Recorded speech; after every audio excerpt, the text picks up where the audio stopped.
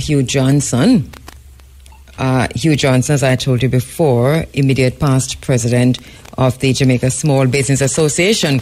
But he's speaking this morning in his capacity as a member of the State of the African Diaspora and also as one of the organizers of the direct flight to Ghana, the upcoming direct flight to Ghana. Good morning, Mr. Hugh Johnson. How are you doing?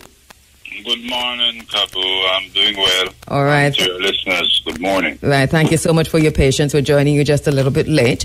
But, the two things, the State of the African Union and also the upcoming trip to Ghana.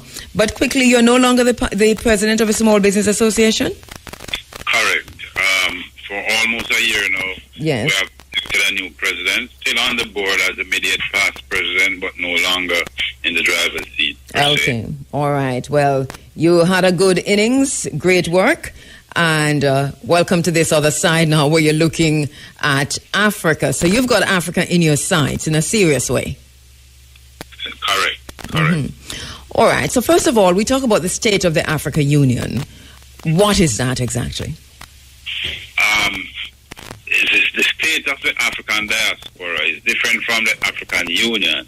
The state of Africa was made up of 5 regions: North, South, East, West, and Central. Yes. For about 13, 14 years now, the African Union got together and legislated to create a 6th region. Yes. That 6th region comprises over 350 million Africans living outside of continental Africa. Mm-hmm. But over the last 3-4 years, the then president of the African Union got together and appointed Dr. Louis George Tin to lead that 6th region, that group of persons. Mm-hmm. And he has set out to create a virtual government, a borderless government, which we have in place members of parliament in many countries around the world, ministers of government, ambassadors, and it is functioning and creating ways and bringing the diaspora to Africa and the African continent to the diaspora. All right, so let us take that slowly. So you're saying that, all right, so the 6th region, because CARICOM talks about the 6th region, the government of Jamaica talks about the 6th region, the Reparations Commission, the Reparations Council, and the CARICOM Reparations Council, they all talk about the 6th region. How does the State of the African Diaspora that you're speaking of, how does this fit in with all these other institutions that have somehow tapped into that 6th region? Does this encapsulate everybody? What's the umbrella group? Okay. As you know, the 6th region is the African diaspora living outside of Africa. And we are signing the State of the African Diaspora. We have been signing treaty agreement, cooperative agreement with all these many states, functionaries around that are Pan-Africanist, Afrocentric, and promoting the same agenda. That's our aim, objective, and it's happening seamlessly. Just to tell you that just 2 weeks ago, the State of the African Diaspora, we have launched our university, and we have had... All right, so before you go to the university, basically what you're saying is that this is separate and apart from what government agencies and CARICOM would be looking at. This is a separate body, the State of the African Diaspora. Correct. All right. But one of the things I heard you say though is that there's a person who was tapped to lead the formulation. So who tapped that person? The AU. The African Union. Right. And this person is now a part. Could you remind us of his name? Dr. Louis George Tin. So, all right. So Dr. Louis George Tin. Tin. Tin. So Dr. Louis George Tin is part of the State of the African Diaspora. He's the Prime Minister. He's the leader of that body. Right. So he's been asked by the African Union to drive this, but he's doing this outside of government. He's doing this with just ordinary people. He's doing this with different groups across the African diaspora. Correct. And countries, because so far countries have signed cooperative agreement with the state of the African diaspora, and it's growing by the day. Yes. Who are the countries involved? Can you say what countries are involved? I'm not sure. No. What I can do, Kabul, is to invite the PM next week on your program, or when you have time, to explain the whole ramification and the workings of that to you, which will give you a broader perspective. All right. Okay. All right. So we'll get that together. All right. So in the meantime, what has happened so far? Because you talk about a prime minister, so it seems as if there's a government in place. Correct. All right. Can you tell us about the government? We have so far over 300 members of parliament across the globe, and ministers of government.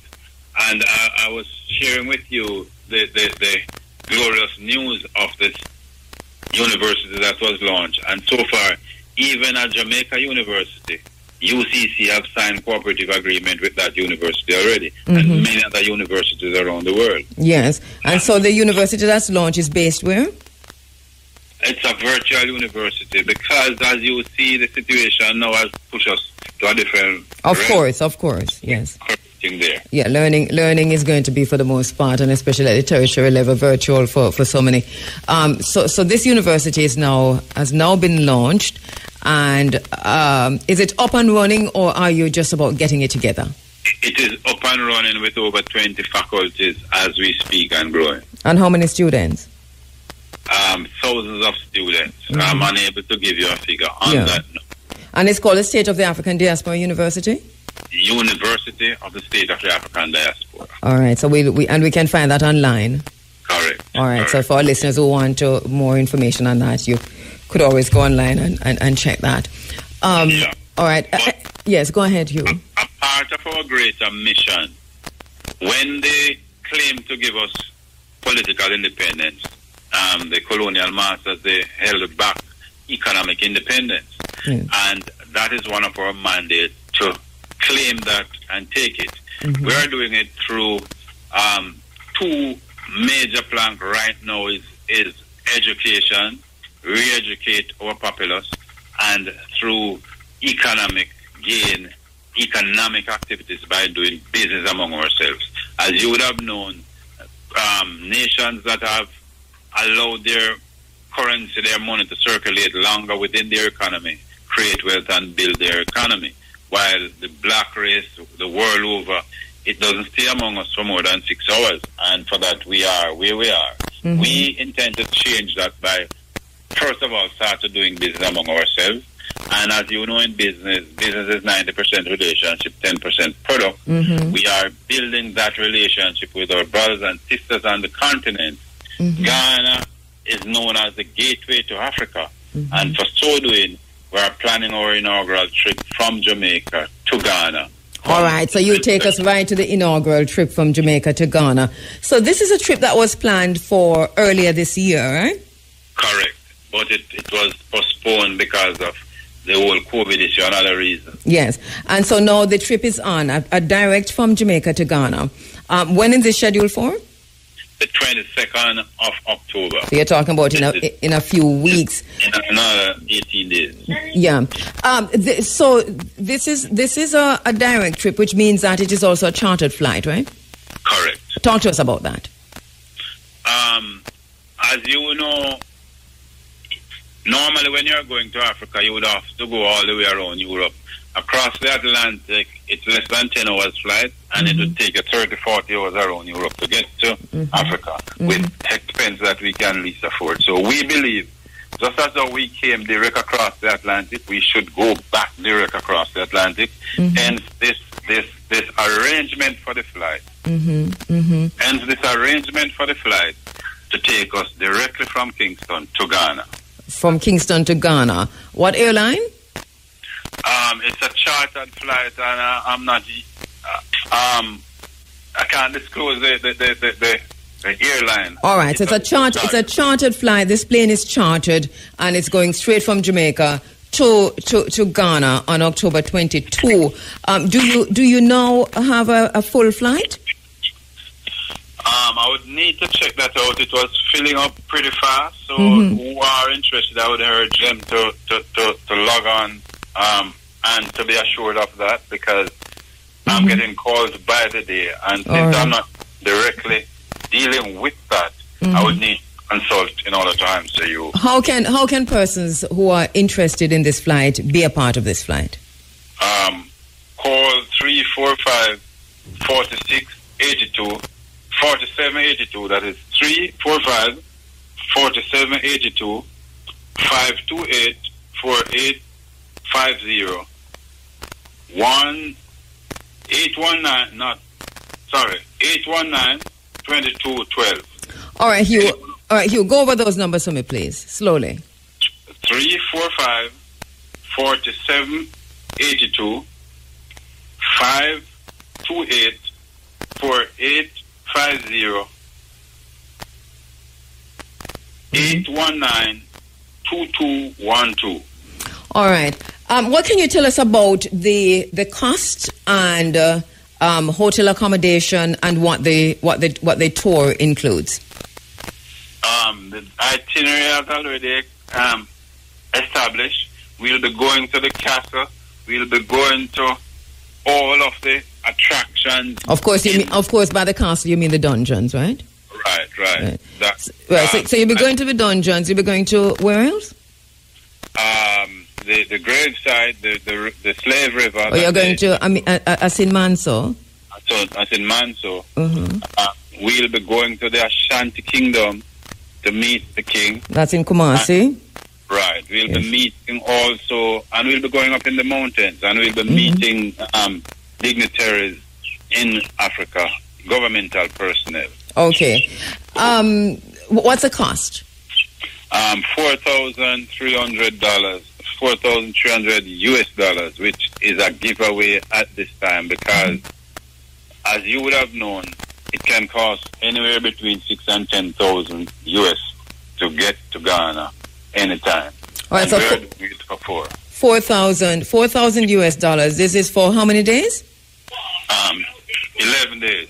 $4,000 11 days. It's a direct trip from Jamaica straight to Ghana. It's leaving in 18 days from Kingston, Jamaica. I must congratulate you on this. I know that a few months ago we tried to do one from Nigeria. Well, not me, but they got the Jamaica High Commission to Nigeria along with others, and that was cancelled at the very last minute. As a matter of fact, that was cancelled on the day, and so that people are a little bit concerned after so much promotion had gone into it.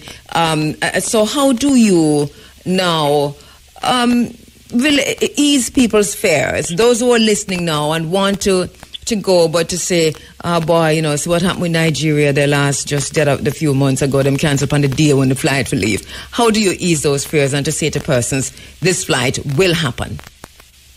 I can only assure them by telling them that we are resolute, we have a plan, we are determined to bridge the gap between Africa and the diaspora, and we would understand the disappointment in that. We were disappointed too, and I want to share with you that it was out of that disappointment that we say, let's do it, because as you would have known, we don't have the sway or the authority over governmental agency as they operate, and they choose to act in a particular way. And we believe that business need to be left to business people to run, because on this inaugural flight, Kabul, we'll be having a lot of business persons, companies, agencies seeking to do substantive business with their brothers and sisters on the continent that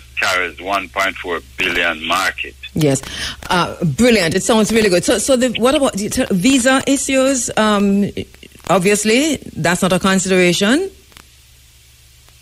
Visa from Jamaica to Ghana? No longer a consideration, because Ghana did say last year that we don't need visas. So and you have double checked on that, right? Yes, we have. Just say right. No visa requirement, no vaccine requirement. The only requirement is yellow fever. Right. Well, you do well, and that's a vaccine, though. You know, so you do need the yellow fever vaccine, and that. The third one. I'm referring to the third one. Yeah. You're talking about the COVID-19. All right. So no COVID-19 vaccine requirements, but you will be required if you're traveling to Ghana to travel with a vaccine passport, and that would be for the yellow fever vaccine. And of course, the yellow fever vaccine can only be had in certain places. So, for example, the Comprehensive Health Clinic and maybe another clinic in Montego Bay. So, for persons who have not yet signed on, and they're going to be doing that today or in the few days ahead, what should they know about vaccination? The yellow fever. These numbers that they would have called would have given them a comprehensive list of things, and yes. We are running advert. We are running. Friday was one of our yellow fever vaccine blitz where they accommodate us. Mm-hmm. It was one of their regular days, but because we had substantive amount of persons who were willing to do it, yes. They arranged for that. So that can be arranged. Call any of those numbers, and you'll be guided accordingly. All right. So once again, just to say that the direct flight from Jamaica to Ghana is scheduled to leave on October 22 for 11 days for $4,000. And once again, give us the numbers, Hugh.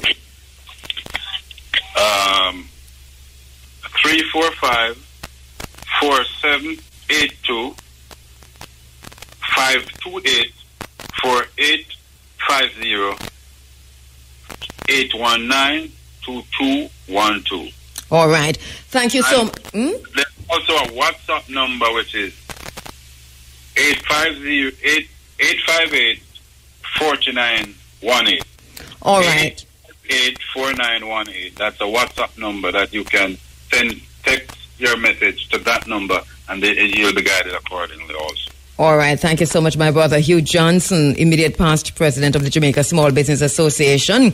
He's on top of this, and the flight is scheduled to leave on October 22 from Kingston. Once again, thank you so much, my brother. You're welcome. All right. Thank you for having me.